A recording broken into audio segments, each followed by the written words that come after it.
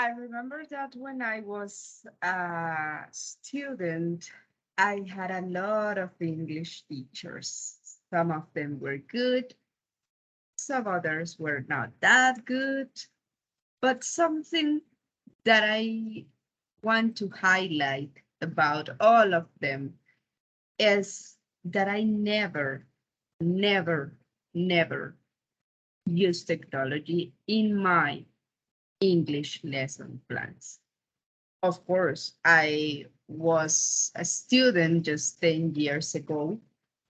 And at that time, I guess we didn't have the tools that we have nowadays to teach English and to learn also, not only English, but different languages. The result, A2 level, the highest at the end of the high school, and a lot about verb to be. If there is a topic that we use in our high school in English lessons is verb to be.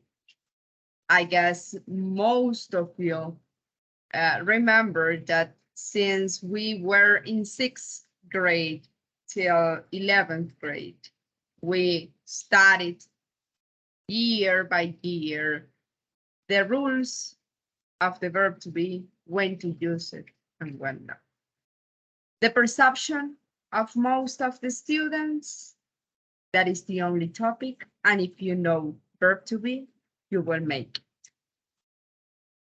The reality, we use verb to be in specific areas in English. We are not using verb to be all the time. In fact, we are not using a specific grammar topic to talk in English or to talk in a foreign language. It is a mixture of all of them, and it's a mixture with vocabulary, with a lot of things that has to do with culture, that has to do with the country, etc. Most of us remember that stage of our lives, and we say that was not the good way to teach English. It's not a good deal. But now that we are teachers, we are applying the same strategy. We are not changing anything. Most of our classes consist of the same verb to be, with the same books, the same grammar topics, and that's it. What is the difference? 10 years have passed and nothing has changed. What is the problem? Why do we teachers do not apply all the tools that we have available nowadays to make our lessons interesting and to make the students also learn different things? The truth is that we are in the same way. We continue the same that we didn't like before. We are doing it right now as teachers. What is the problem? Well, today I want to talk to you about that, about what is the best English lessons, mostly in primary schools. When we have children from 10 to, I don't know, 11 or even less, 8, 6 years, they are in primary school and they want to learn a lot. In fact, for them, it's very easy to learn. But if we notice and if we analyze our English classes nowadays, we can have the same conclusion: verb to be, with books, with notebooks, with grammar rules, and that's it. What is the rule, or what is the role of the technological tools in all these things? We as teachers, mostly in our formation as English teachers, we are taught to use different strategies and tools that we can find on internet and that we have available, as I told you before. But we are not applying that. Why? It is necessary for us to reflect on that and to incorporate. And how can we incorporate those tools? Because sometimes I have spoken with a lot of colleagues, a lot of teachers, English teachers, and they say, if we use technological tools in our classrooms, then we are going to have distracted students, or maybe students on social media or doing different things that are not related with the class. But I say, why if we use those things? Why if maybe we use Facebook, if we use Instagram, if we use Minecraft to teach English? A lot of video games have a lot of vocabulary that our children can have. Now we have to be careful. We have to be careful because maybe we are saying to them, do that. Be all the time playing video games, and that's not good. But we need to find that balance, and we need to incorporate the technological tools.